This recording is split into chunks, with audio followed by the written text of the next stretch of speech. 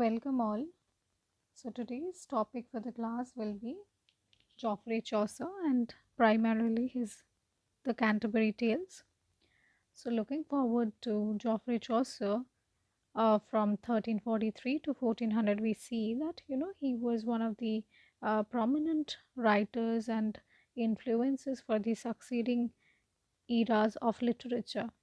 So we see him born about in 1343 in the Vintner Street, and the street is called so because it's a street back then which was kind of primitively of the wine merchants and those merchants who worked there.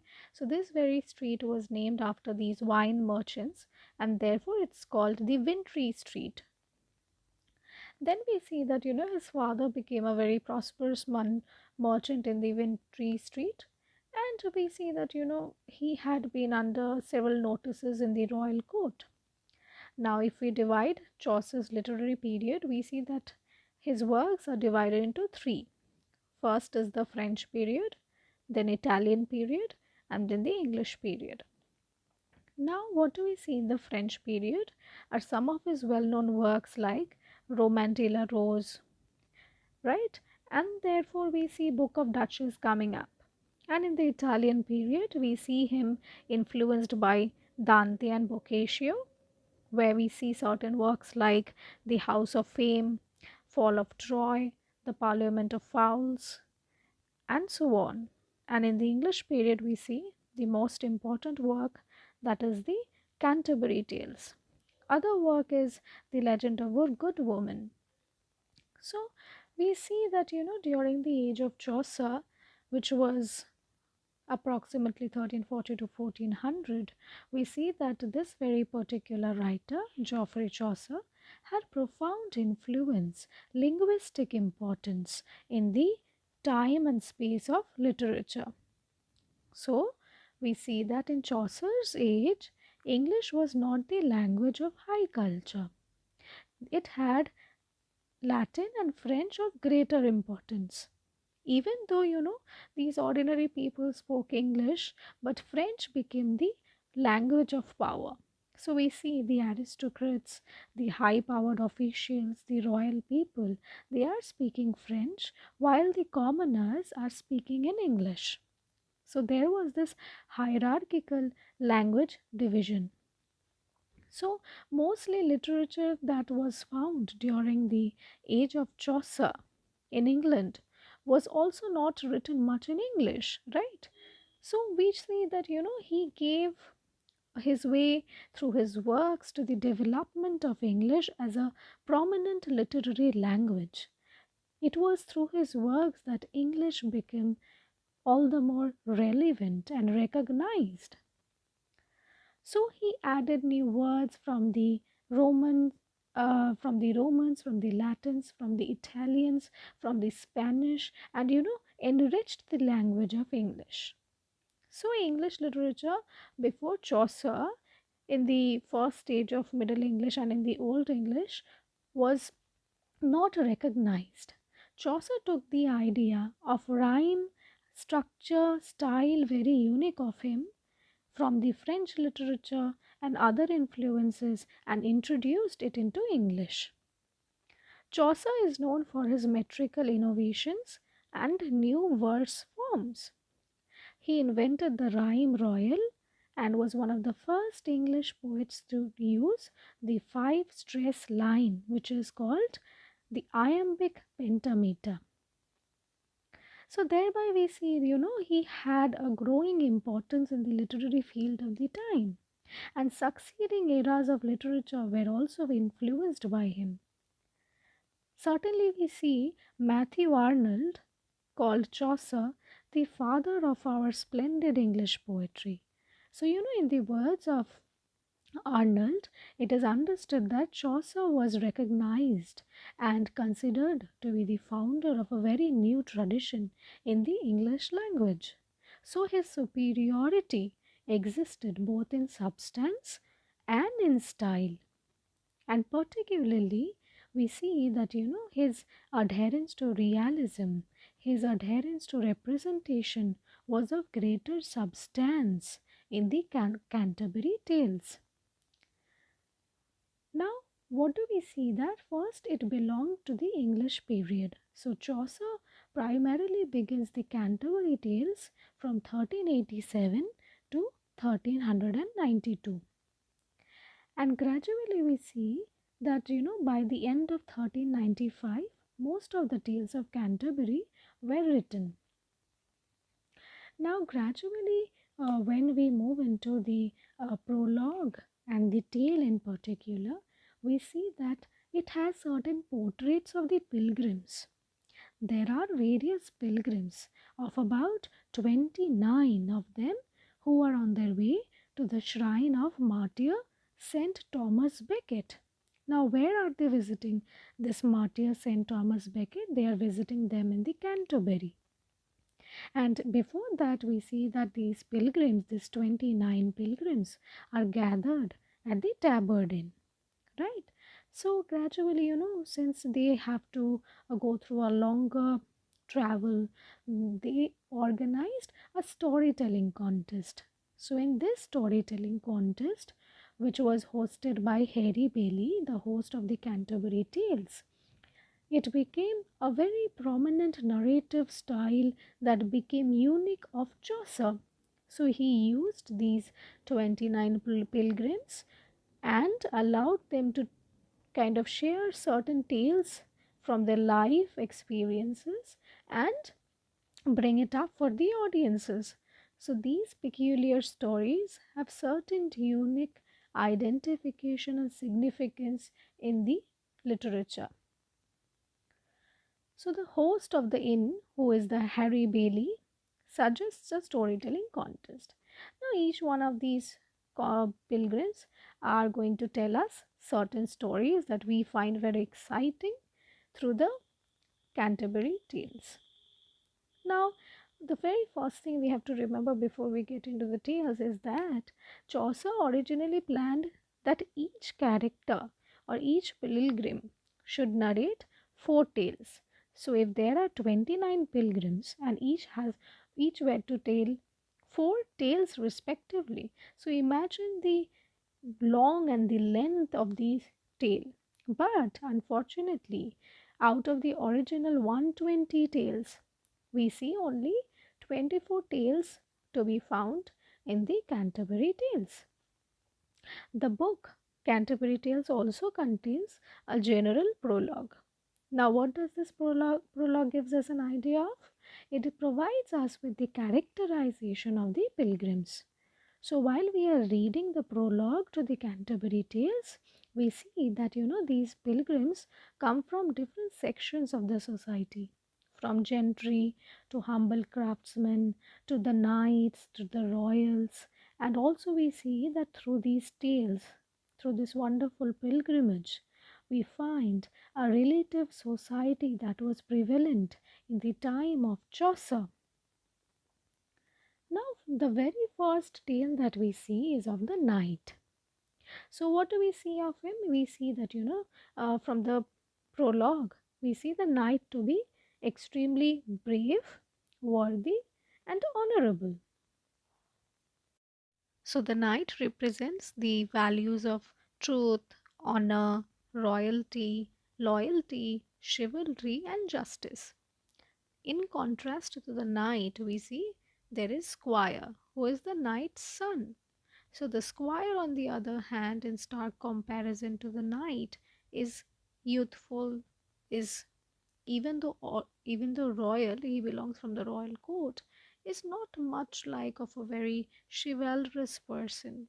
He is all the more very lusty, very vain kind of man who is always into, kind of very enjoying the company of ladies. So we can call him the ladies' man. And on the side of his interests, we see he enjoys singing and writing poetry. So with the knight and the squire, the yeoman is accompanying them. So we see that these three people or these three characters are interlinked. So the squire is the son of the knight and the yeoman is the servant of knight and the squire. But This yeoman seems to be a very loyal company for the knight and the squire.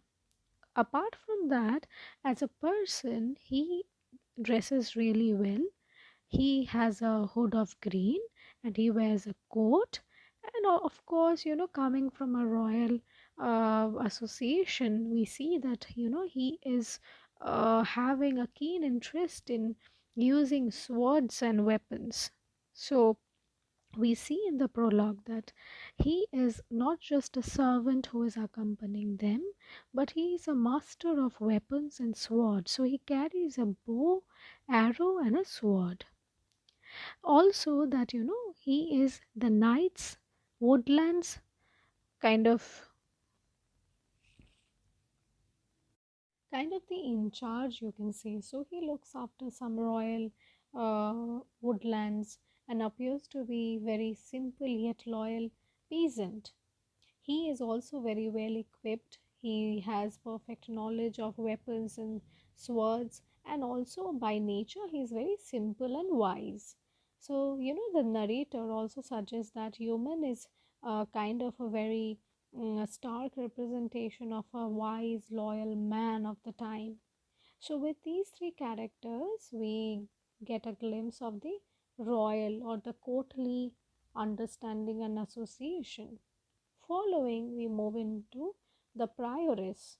So, we all have heard about the prioress, who is Madame Eglantine, and about her nature, we know that she is extremely coy, she is modest, she is very headstrong, she is courteous, and famously, we know that she wears a golden brooch, and on that we see in Latin, "Love conquers all" is inscribed. However, her gesture, her posture, her identity seems very aristocratic. She also speaks French and has a very kind of sophisticated mannerism. Sometimes we see her of being very hypocritical and accompanied by the nun, but on a whole, as an identity, we see that a very strong lady, a very influential woman among all the pilgrims. So, back in the time of Chaucer, we do not see such headstrong, such aristocratic, such sophisticated, such thoughtful, mindful,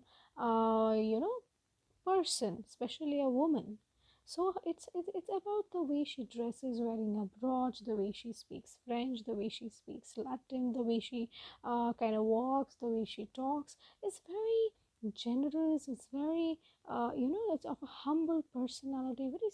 Not just humble, but very strong personality, coming out from a woman of the time of 14th century.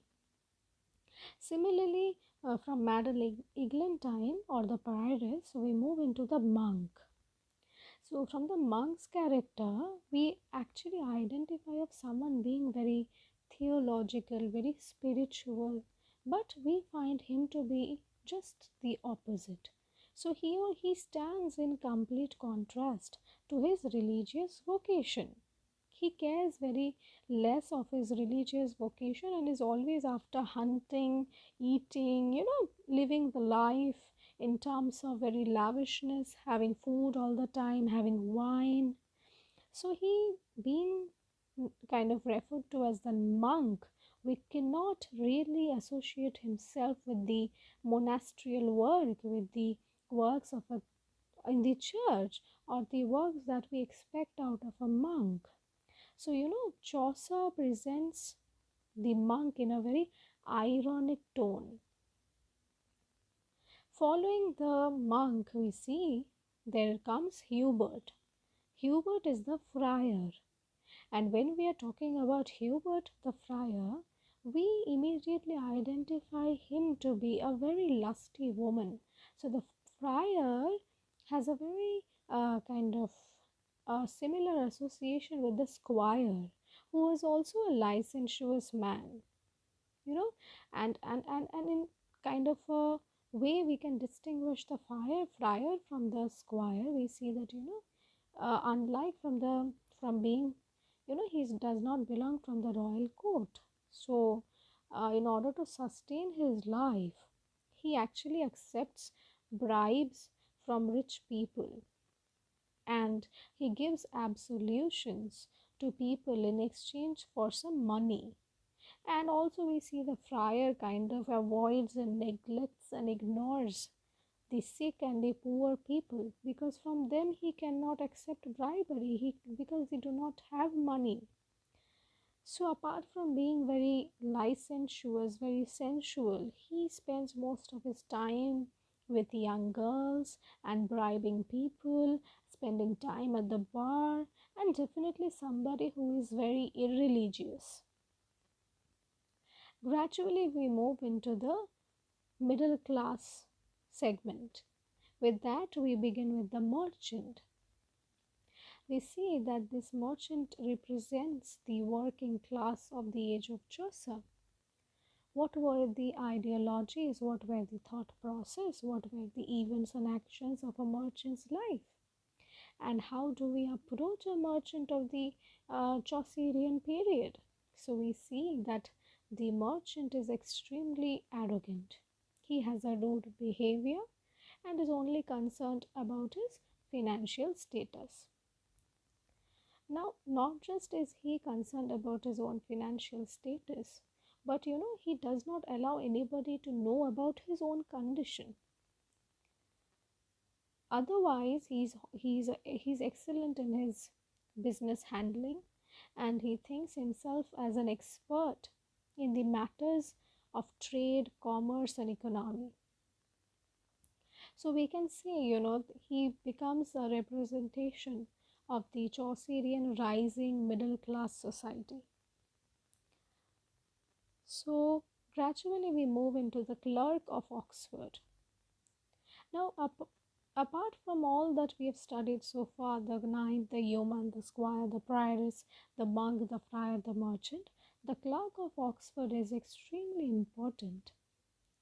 And we find him very different from these kind of previous characters.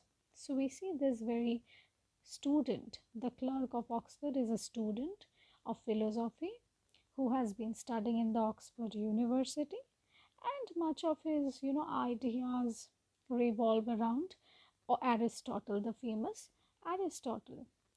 We see of him in the prologue to be very poor and spends most of his time in buying books and research and gaining more knowledge. So this very philosophical person speaks very little, is not social, but is aware of living life in terms of honesty, moral virtue, and wisdom. With the clerk of Oxford, we move towards the sergeant of law. So what do we see of him?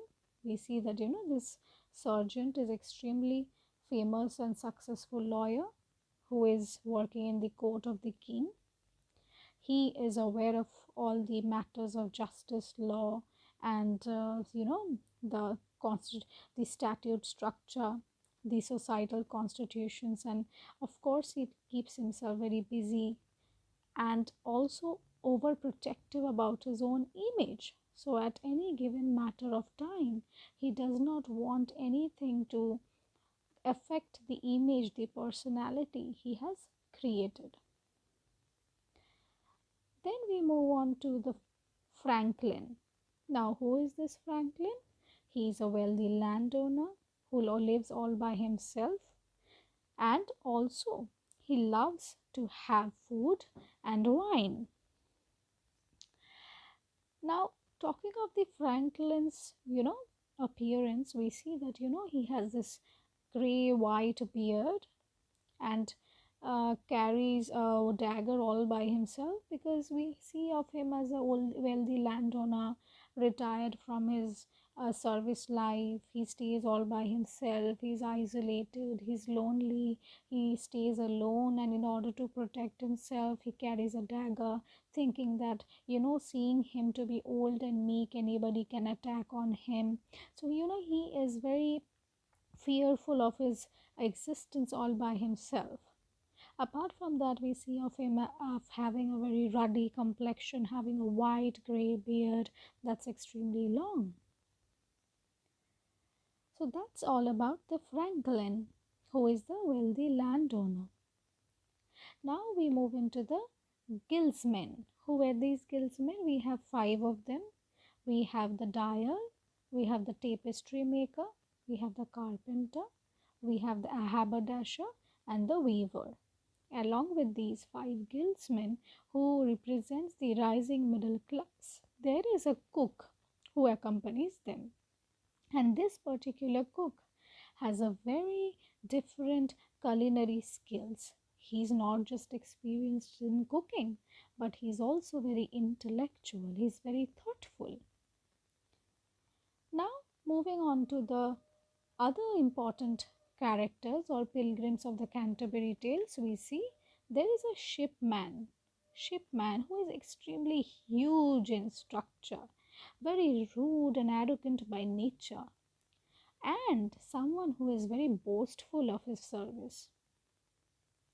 We see that he also is fond of wine, and we see from the tale that he steals wine while the ship captain sleeps and so on.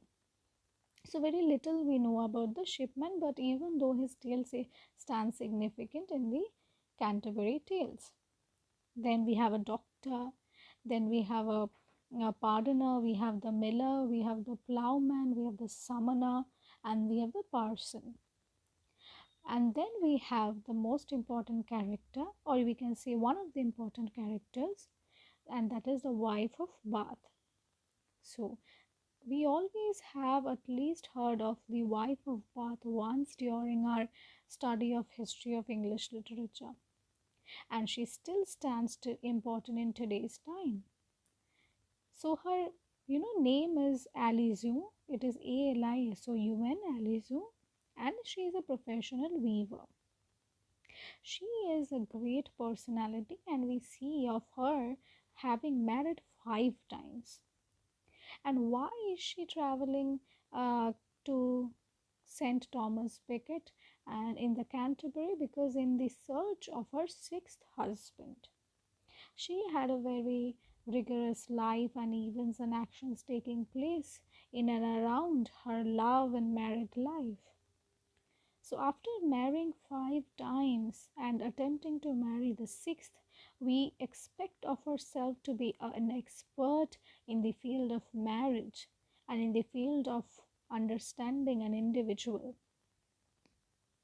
In terms of her appearance, we see she enjoys wearing very delicate and very luxurious clothes, and by nature she is extremely talkative.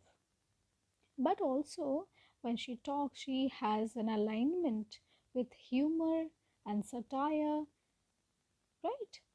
So that's of the wife of Bath, who stands to a very prominent example of a strong-headed lady of the time of Chaucer. So we can say that there are certain tales coming up now that we couldn't discuss all of them. The most important ones has been put across in this class for you to have a better understanding of the tales in Canterbury. Now, talking of the narrator and the host, what do we see? The host is named Harry Bailey, Harrybailey, Harry Bailey, who is the owner of the Tabard Inn and who kind of becomes the host for this narrative tale of the pilgrims. By appearance, he looks very large and very loud, but very sensible and wise as well. He also becomes the judge of the storytelling contest. On the other hand, we see the narrator, who is both the pilgrim and the recorder of all events. So this particular narrator is someone who is very observant, who is observing everyone's characteristics, everyone's way of talking and telling of a tale. So he becomes very important in providing the reflections of the time. So certainly we see that Canterbury Tales becomes extremely important, that brought Chaucer's fame, name, and acclamation in the second stage of Middle English period. So that is all about today's discussion. I hope you have liked the class. If you have any additional information, if you have any queries and doubts, you can just comment below. And for those who want certain useful material resources links, you can mail at the mail address in the description. Thank you.